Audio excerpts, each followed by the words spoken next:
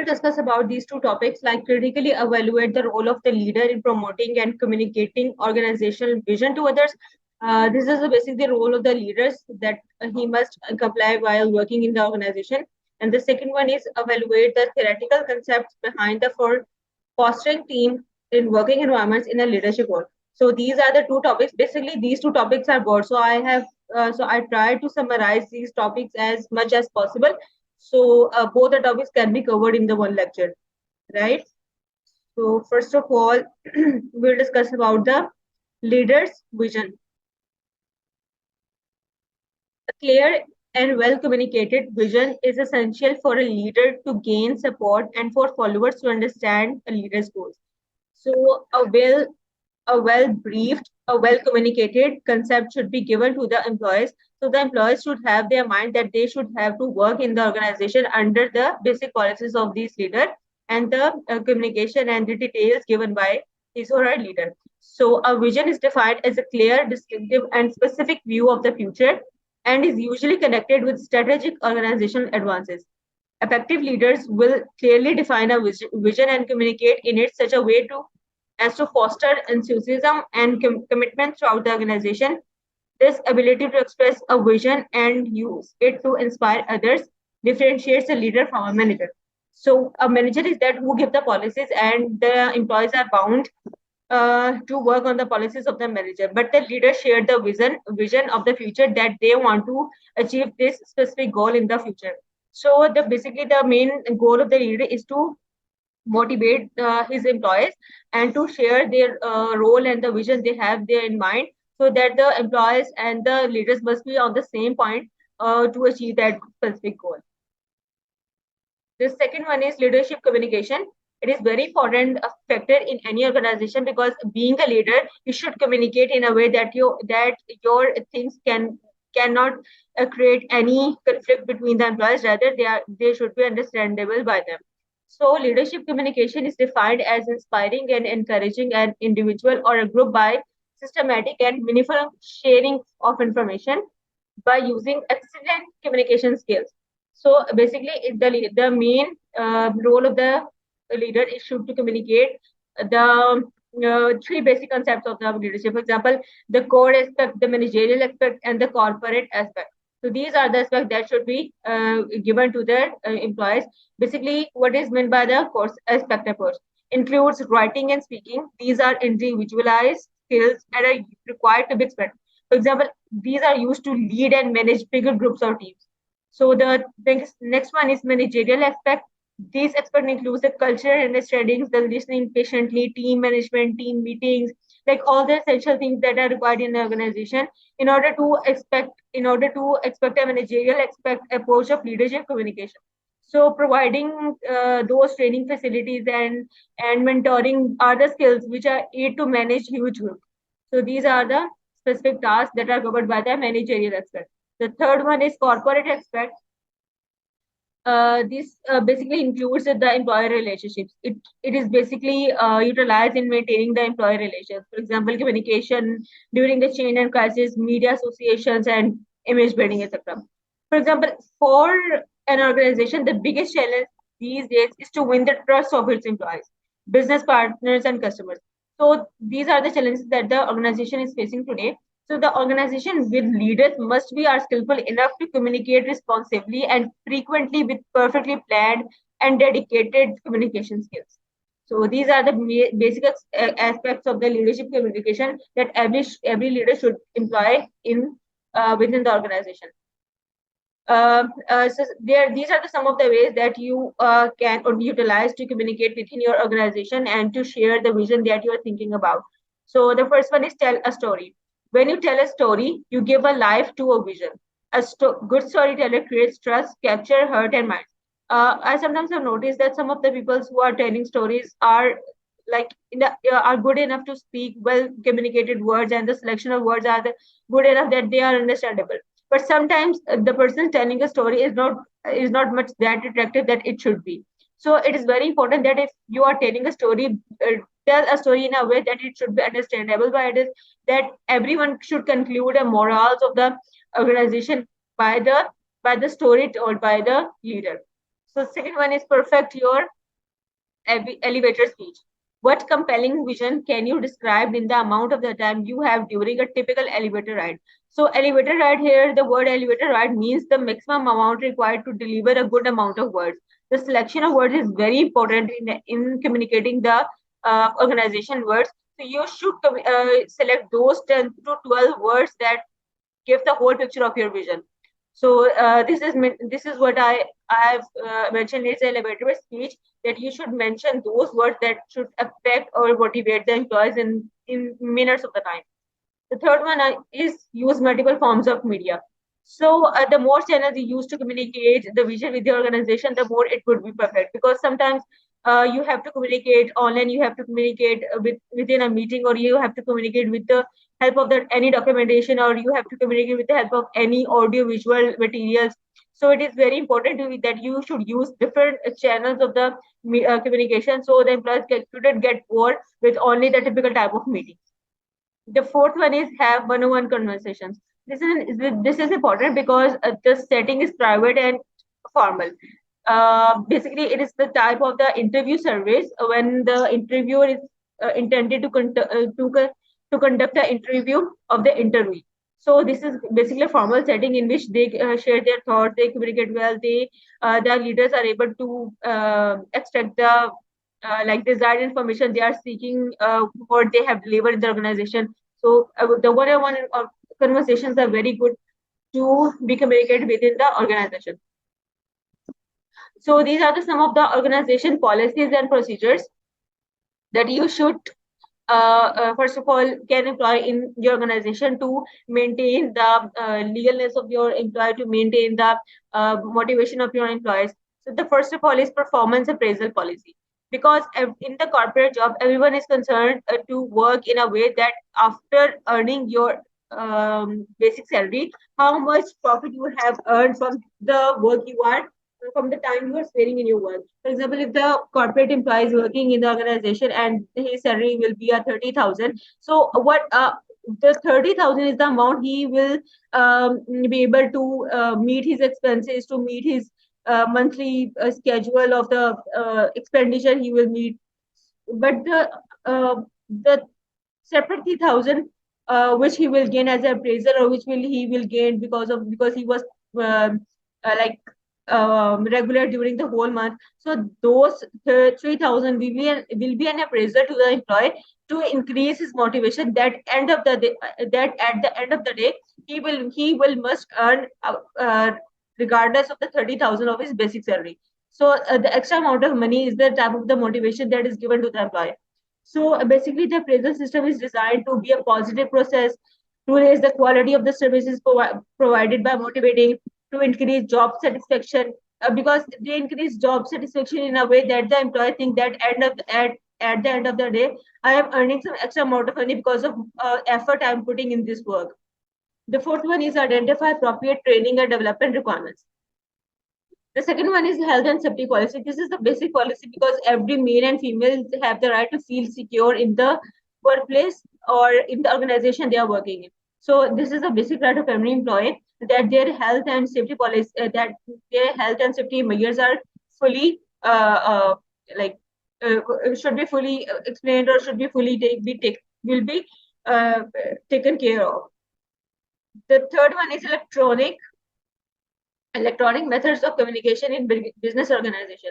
So these are some of the electronic ways you can use and online procedures to communicate within the organization. The first one is email. The second one is text messaging. Third one, voice and video calls, employee internet, and HR software. These methods of communication can be used for a range of different purposes, but not all of them are suitable all the time. Here, the HR software means the CRM of the organization on which the whole data of the employees or the whole data of the clients they have visited, or they are confirmed, or they are matured, is recorded. So the CRM password is shared by the whole organization, so everyone be able to count the efforts, or to be able to see the efforts that one employee has put in his organization. For example, here I will give an example. For example, you wouldn't text an employee about sensitive issues such as redundancies or grievance. Many employment issues have a specific process you must follow, which can include written agreements or face-to-face meetings. sometimes there are some scenarios that are not communicated in the on the online basis. So you have to communicate with your manager either in a separate meeting or within the written agreements. For example, the like the motivation letters or the employment letters or the basic salary letters or the resignation letter. These are the forms of the letters that should be provided in separate, or some of the issues that you should need to discuss in separate meetings. So, or you should not consider only the electronic means of communication will be the beneficial. Other forms of communication is very essential as well. So these are the some of the things that these in these 7 slides we have discussed about the leadership vision, how it should be communicated, how well the leaders should use the means of communication in the organization, what are the basic policies that you should utilize in the organization. So in the 8th slide, we will discuss about some of the theoretical concepts that these things are proven by the past studies in their by the specific researcher in their study. So according to some researcher, they have developed some theories to give the concept of the communication within the organization. So the first one is Belbin's team roles, developed by Meredith Belbin in 1981, following 9 years of study, and has become one of the most accessible and widely used tools to support building.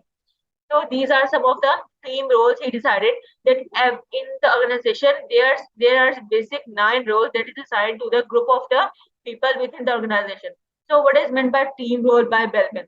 Dr. Meredith Belbin defines a team role as one of the 9 clusters of a behavioral attributes. These team roles are integrated in your behavior, identified by his research at Henley as being effective in order to facilitate team progress.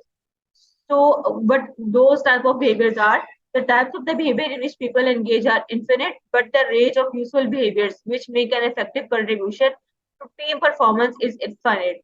These behaviors are grouped into a set of related clusters to which the team rule is applied. So here he explains that in the organization there is a cluster of 9 roles that is assigned to the group of people, so they can work according to the team role assigned to them. So we will discuss about those team roles. These 9 team roles were resource investigator, like the one who looks after the resources, who look after the financials, who look after the marketing procedures of the organization. A team worker, for example, a team worker may be a manager or maybe the head of the team. A coordinator, the social roles coordinator may be someone who coordinates with the employees, who transfer their important information to the manager and then discuss about their meeting timings or schedule their meetings and all that. The fourth one is plant. The plant is one who is the base of the company. For example, the CEO, maybe the monitor, evaluator, those team who are identified as a monitoring team who discuss about the success or failures about the organization that have encountered in the passage of the time. The other one is specialist, the thinking roles. These this type of the role is assigned to the people who are motivated enough to think about the motivation or think about the change that should be employed in the organization, how much the change will be successful and all that.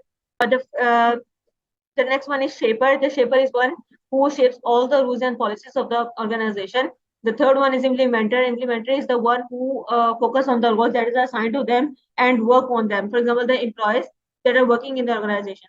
The last one is completer, finisher. The action or the task goals. These are completed by the clients or the employees working in the organization. The employees are motivated enough to sell the services or the products the organization is offering, and the clients are able enough to trust those organization and transfer the basic needs to them. So what is the main difference between the Fayol and Tyler theories of management? This is the other form of theory that were given by the Fayol and Tyler in the field of the management. So Henry Fayol is a French meaning engineer who developed the concept of general theory of administration and given 14 principles of management. On the other hand, F.W. Tyler is an American mechanical engineer who advanced the concept of scientific management and gives 4 principles of management. So the Henry Fayol was the one who gave the concept of management on the basis of physical basis. But the Tyler was the one who gave the concept of the management on the basis of the science, and he gave the proofs according to the science that according to the scientific method, you can also utilize the management rules in the organization in the following 4 principles. So the definition of the Henry Fayol's theory of the management was He put forward general management theory that applies to every organization equally and in every field. The principle of the management laid down by they all are used by manager to coordinate the internal activities of the company. 12 formulated 14 principles of management, which are listed below. So basically, the files theory of the management explains that there are some of the things that you should consider while working in the organization. For example, if you are working in the organization, for example, renowned as a father, basically Henry Ford was renowned as the father of modern management because he introduced the comprehensive thinking on management philosophy. Like he put forward the general management theory that applies to every organization in every field. So he basically works that there are some of three main things: division and classification of industrial activities. There should be the analysis of the management. There should be the formulation of the principle and management. So these are the three principles that go around, and it makes a proper management within the organization. So we will discuss about the 14 principles that were given by the Fayol. The first one is authority and responsibility. Authority implies to the right to give command and obtain obedience. Responsibility is a sense of dutifulness that out of the authority. So authority and responsibilities are the someone that is the basic principle that you that the leader is a leading role of the organization, and he has authority to share his vision to the employees. He has authority over his employees to share the vision, goals, and working on them comparatively.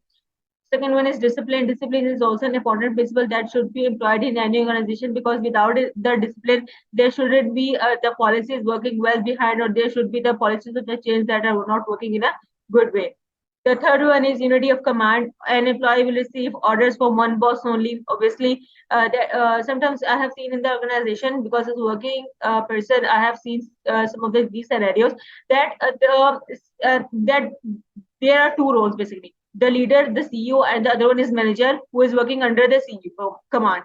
But there are some of the seniors that use unusual behavior, and they reflect that they are senior, they are more senior to them, and they need to be respected. They have the right to be respected, although it's their right being a woman to be respected, but it's not their right to conduct the commands on the lower or the junior employees, because everyone is struggling for the future, and everyone is willing to provide their 100% efforts to be on the top position, on the position that they are in the current situation.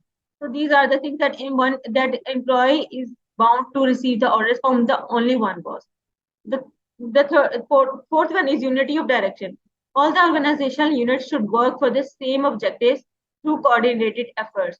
So here the organization units means the employees, the social media team, the team working on the like management, the team working on the documentation, the team working on the meetings, the team working on the online procedures that are working with the other companies as well. So all the organization should, all the organization units should be at one place to work fully in the organization. The second one is subordination. Individual or group interested are sacrificed or surrendered for the general interest.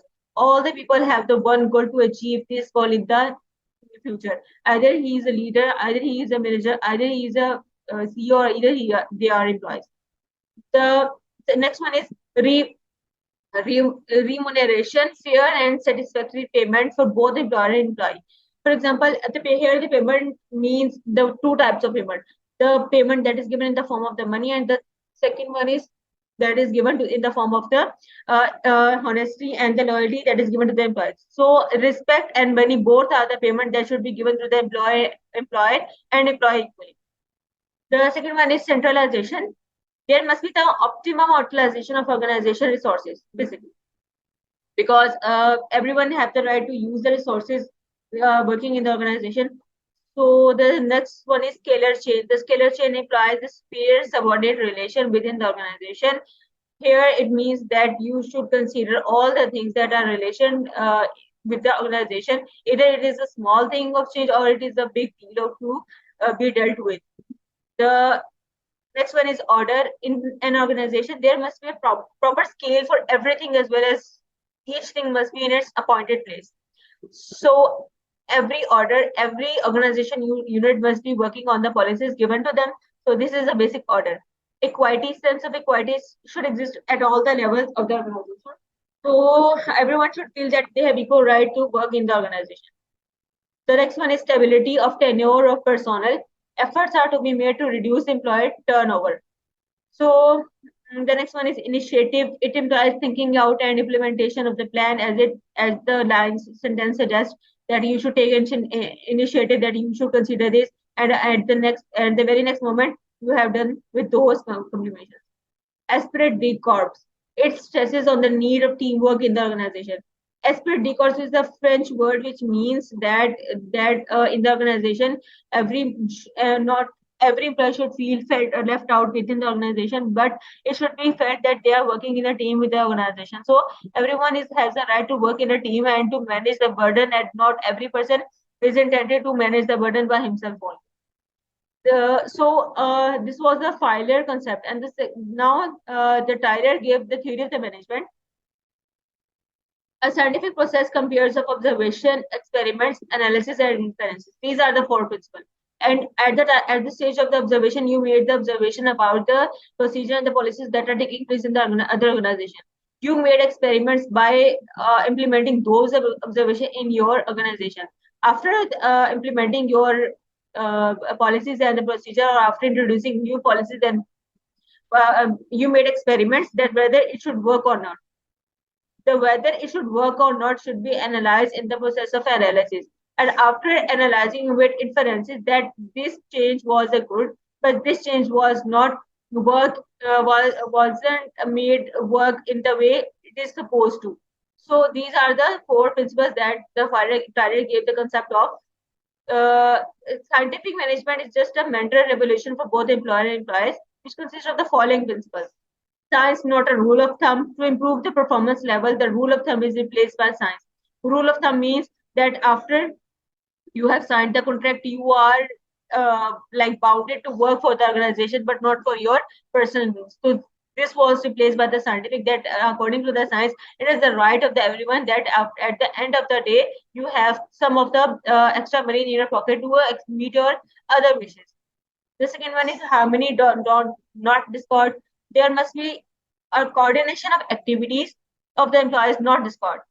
The third one is cooperation, not individualism. There should be an environment of cooperation in the organization of mutual interest. Not every employer is superior, not every employer is a junior. Everyone is equal and working for the same interest. The fourth one is development of every person to his greatest efficiency. Motivation is not to be provided to the greatest efficiency to every member of the organization. So motivation is the basic thing that every employee needs while working in the organization, because working on the daily basis on the same task would mentally stress you out. So it is very important that you have the right to be feel motivated at some point of working. The third one was Hawthorne studies in management. Hawthorne works aimed at identifying whether there was an effect of illumination on the productivity of their workers. Their hypothesis was that there is a correlation between the amount of the light at the workplace and the productivity of workers. This was the most important thing that I have ever experienced in my like professional background, because the amount of the light here means the sunlight, basically the light of the day, and the light of the hope and future and the success. This term covers all type of lights. Either is a hope, it is a hope, either it is the future goal, either it is a success, future success, or either it is a daylight or the amount of the light that you are sharing with the environment. So what is the Hawthorne effect? The Hawthorne effect is the modification of behavior by studying participants in response to their knowledge that they are being observed or singled out for the special treatment. In the simplest terms, the Hawthorne effect is increasing output in response to being watched. For example, the Hawthorne made that if you watch the employees working in a good way, he will utilize all his abilities to prove himself a good employee. So when you have, for example, if I'm a manager and I have asked my employee that you are working good, now for the future, I have my eye on you, I have my eye on your efforts, that how well you are performing. So my employee will use his all abilities, will be capable enough to utilize all his efforts to prove me right. like I'm thinking that this implies energetic, this implies hardworking, this implies punctual. Whether it should be, so I decided to test that hypothesis. I decided to tell my employer that I have my eye on your working, so be ready. So the employee will work the hook or back hook, and he will effort. He will give the idea in the most innovative ways. So I will. So the main aim of that employee will be to impress my manager. Like for me, so I will give any type of like appraisal or any type of promotion to that employee. So this was the Hawthorne effect basically. That the outputs will increase just by watching your employees. The example one was you are researching a smoking rates among bank employees as the part of smoking cessation program. You collect your data by watching the employees during their work break. If employees are aware that you are observing them, this can affect your studies. For example, you may hire record smoking rates than a general representative of the population of the study. So that means that either to test this hypothesis, you get the example that, for example, those employees who are smoking at their lunch break, if I decided to watch them, they will stop smoking. It will be in a negative way. But those employees working in the organization, if I have my eye on them, they will working with all their capabilities. So Hawthorne effect both works both in a positive way or both in a negative way. It might increase the behavior, for example, struggling more for a main goal, or it might lower down a behavior, for example, stop smoking because of the fear of being watched. First one was performance feedback. Participants who receive feedback may also have improved performance. Feedback is very important because every person, not an employee, every person has a right to have an feedback of the struggle they are putting in any field of the life. The second one is demand characteristics. Demand characteristics are subtle cues that can reveal the study's research objectives to the participants. This awareness may lead them to change their behavior. For example, participants may feel motivated to please the researcher.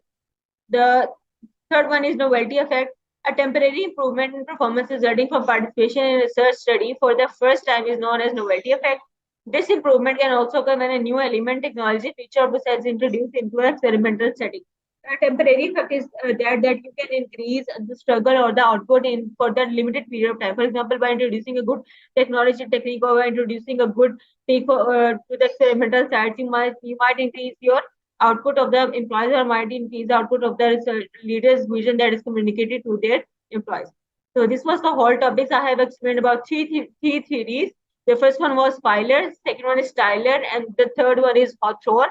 And in the first slide, I have discussed about the leadership vision, how it should be communicated, or what are the principles and the roles, that you should utilize while communicating your leadership vision. So if you have any confusion in the whole lecture, please let me know. I will clear that response.